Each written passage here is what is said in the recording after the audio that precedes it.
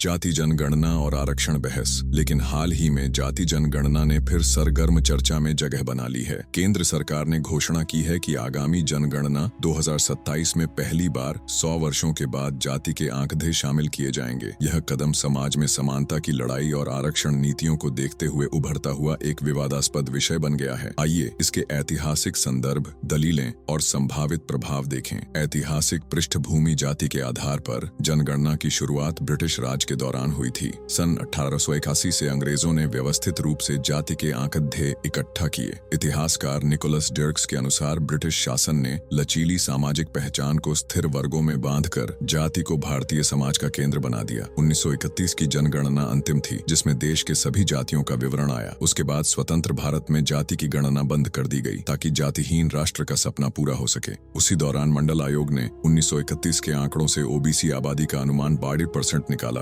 जिस पर 1990 में आरक्षण नीति आधारित हुई। स्वतंत्र भारत के शुरुआती दशकों में जाति आधारित आंकड़े जुटाने से बचना इसलिए पसंद किया गया कि फियर्ड की जातिगत विभाजन बढ़ सकता है। राजनीति वैज्ञानिकों का कहना है कि तब की सरकारें जातिहीन समाज की बात करती रहीं, पर जाति सामाजिक जड़ों में इतनी गहराई से बसी थी कि यह सपना सिर्फ कागजों का बनकर रह गया। फिर 2011 में पहली बार केंद्र सरकार ने सामाजिक, आर्थिक एवं जाति जनगणना SECC की कोशिश की। मनमोहन सिंह सरकार के द्वार में कराए गए इस सर्वे में SSC आंकड़ा 21.3% सार्वजनिक किया गया, लेकिन बाकी जातियों के आंकड़े जारी नहीं किए गए। कई राज्यों ने आरोप लगाया कि डेटा को छिपाने से जाति का अस्तित्व नहीं मिटता। तब से लगातार मांगें उठती रहीं कि जाति का प्रतिशत जानना चाहिए। 1873-1931 ब्रिटिश राज में नियमित जनगणना में जातियों का विवरण जोड़ा गया। 1931 में ब्रिटिश द्वारा आखिरी बार सभी जातियों के आंकड़े लिए गए। 1947-2010 स्वतंत्र भारत में जाति सूचीकरण टाला गया। स्वतंत्रता के बाद सरकारें जातिहीन राष्ट्र की ओर बढ़ने का प्रयास करती रहीं। 1980 मंडल आयोग ने मंडल रिपोर्ट में ओबीसी आबादी का अनुमान 92% बताया, 1931 के आंकड़ों पर आधारित। इस पर 1990 में ओबीसी आरक्षण लागू हुआ। 2011 यूपीए सरकार ने SECC कराया। इसमें SSC ST का आंकड़ा 21.3% जारी किया गया, लेकिन अन्य जातियों का डाटा सार्वजनिक नहीं किया गया। कई राज्यों ने डेटा जारी करने की मांग तेज की। 2023-25 बिहार, कर्नाटक, महाराष्ट्र जैसे राज्यों में जाति सर्वे हुए। बिहार सर्वे में पता चला कि OBC प्लस EBC आबादी 63% से अधिक है, जिससे अन्य राज्यों में भी मांगें तेज हुई। अंततः अप्रैल 2025 में केंद्रीय मंत्री अश्विनी वैष्णव ने ऐलान किया कि आगामी जनगणना में जाति आंकड़े लिए जाएंगे। विवाद के तर्क। जाति जनगणना पर बहस दो हिस्सों में बंटी है,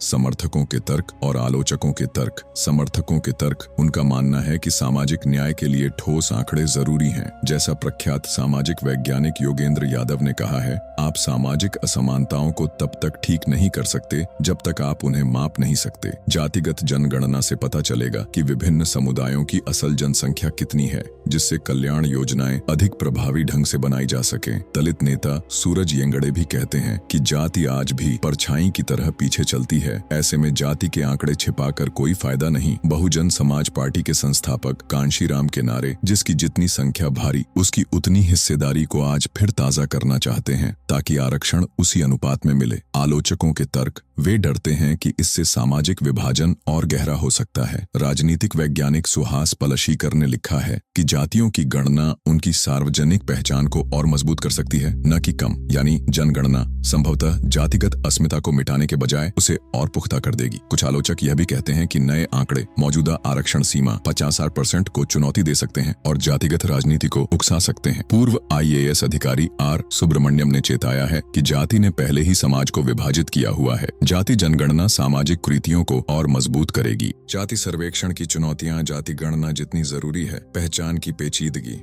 जैसे ससेक्स यूनिवर्सिटी के अयान गुहा ने बताया, भारत में जाति पहचान लगातार बदलती रहती है। कई जातियां टूटती व मिलती रहती हैं। उदाहरण के लिए सदगोप और तिलिस का उदय, या कई चरवाहा जातियों के विलय से यादव जाति का बनना। ऐसे में यह तय करना कठिन है कि जनगणना में कौन कौन सी जातियां शामिल हों। नाम की विविधता। येल यूनिवर्सिटी के रोहित डे ने लिखा है कि पूरे देश में एक ही जाति के नाम अलग अलग जगहों पर अलग अलग हो सकते हैं। 1931 तक 4000 से अधिक जातियों को अलग अलग गिना गया। आज तकनीकी होने पर भी जाति वर्गीकरण मुश्किल ही रह जाता है। गलत सूचना और आत्म घोषणा। ब्रिटिश काल बंगाल में भी लोग कलंक बचने के लिए ऊंची जाति बताने की कोशिश करते थे। हाल ही में मीडिया में खबरें आईं कि पश्चिम बंगाल में अछूत माने जाने वाले पालिया समुदाय ने खुद को राजवंशी बताना शुरू कर दिया, जिससे उनसे जुड़ी जाति खतरे में आ सकती है। यदि राज्य सभी जातियों को गिनता है तो हमें लाखों जाति समूह मिल सकते हैं, जैसा 2011 में 46 लाख नाम आए थे। आरक्षण और राजनीतिक दबाव। जैसे जैसे जातिगत डेटा आएंगे, आरक्षण की मांग भी परिवर्तित होगी। उदारवादी प्रो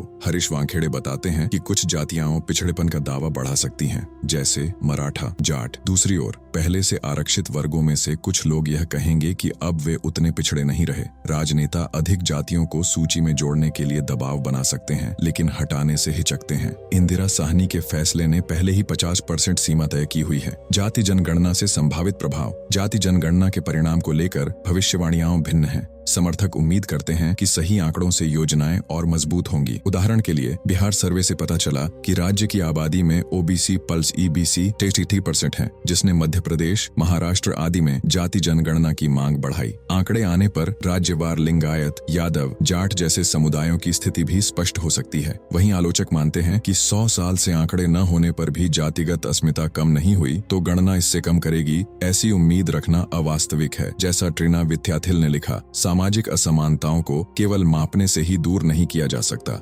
राजनीतिक इच्छा शक्ति भी जरूरी है। सरकार की तैयारी और प्रक्रिया। सरकार ने नवंबर 2023 में जनगणना अधिनियम में संशोधन कर यह रास्ता साफ किया। आज तक की रिपोर्ट बताती है कि हर सर्वेक्षण फॉर्म में धर्म के साथ जाति लिखनी होगी, लेकिन गलत जानकारी की जांच के कोई दायरे नहीं होंगे। आरक्षण लाभ केवल जाति प्रमाण पत्र पर निर्भर रहेगा। सुप्रीम कोर्ट ने भी 50% कैप पर अपना रुख दिया है। सरकार का कहना है कि इस पर कोर्ट ही फैसला करेगा। कुल मिलाकर जाति जनगणना और आरक्षण बहस एक ऐसा विभाजनकारी मुद्दा है जिस पर गहरी विचार विमर्श हो रही है। ये बहस सिर्फ सांख्यिकीय नहीं है, बल्कि इतिहास, राजनीति और समाज के सवालों से जुड़ी है। नतीजा जो भी निकले, उससे पिछड़े वर्गों के हक की लड़ाई, सामाजिक न्याय और राजनीति की दिशा तय होगी। अब भी स्पष्ट है कि चर्चा दो हिस्सों में कट गई है। एक पक्ष डेटा के जरिए असमानता मिटाने की बात कहता है, जबकि दूसरा पक्ष भय जता रहा है कि ये विभाजन और बढ़ा सकती है। भारत चीन सीमा वार्ता 2025। गलवान के बाद क्या बदला? जून 2020 में गलवान घाटी में हुए खूनी टकराव ने भारत चीन सीमा पर माहौल को तनावपूर्ण बना दिया था। उस भिड़ंत में 20 भारतीय और 4 चीनी सैनिक शहीद हुए। तब से एक लंबा सैन्य गतिरोध चला, जिसमें दोनों तरफ किलों की तैनाती भारी हो गई। 4 साल की तनातनी के बाद अक्टूबर 2022 में एक समझौता हुआ और अधिकांश क्षेत्र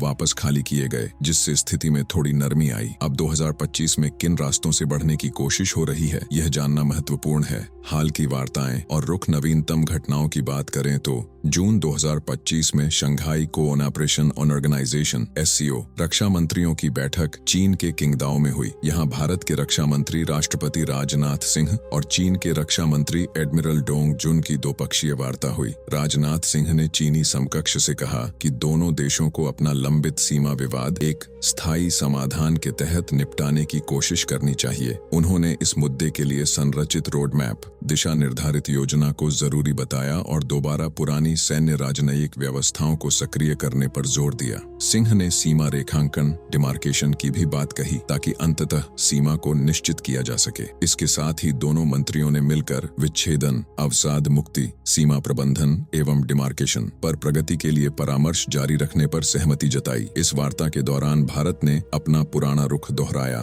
कि हम बातचीत में आगे तभी बढ़ेंगे जब चीन कब्जे वाले क्षेत्रों को वापस लेगा। दूसरी ओर चीन का कहना है कि सीमा विवाद बड़े संबंध को प्रभावित नहीं कर सकता और इसे बातचीत से सुलझाना चाहिए। चित्र में भारत के रक्षा मंत्री राजनाथ सिंह बाएं, चीनी रक्षा मंत्री एडमिरल डोंग जुन दाएं से SCO सम्मेलन में मिल रहे हैं। इस सहज मुलाकात ने बतौर संकेत दी कि दोनों पक्ष बातचीत को जारी रखना चाहते हैं। चल रही चुनौतियां। हालांकि उच्च स्तरीय वार्ता बहाल हुई है, सीमा पर गड़बड़ी अभी भी है। ड्रैगन फ्लाई इंटेलिजेंस द्वारा अगस्त 2024 में प्रकाशित विश्लेषण के अनुसार लद्दाख और पूर्वी सेक्टर, अरुणाचल, सिक्किम में छोटी छोटी झड़पें 2025 में भी जारी रहने की संभावना है। दोनों पक्षों ने 2020 के बाद से सैन्य वार्ताएं कमांडर लेवल भी जारी रखी। ड्रैगनफ्लाई ने बताया कि पिछले 4 वर्षों में कम से कम 21 दौर की वार्ता हो चुकी है। साथ ही नए सैन्य हॉटलाइन और बफर जोन बनाए गए हैं तथा राजनयिक स्तर पर भी नरमी दिखी है। जुलाई 2024 में विदेश मंत्रियों ने शीघ्र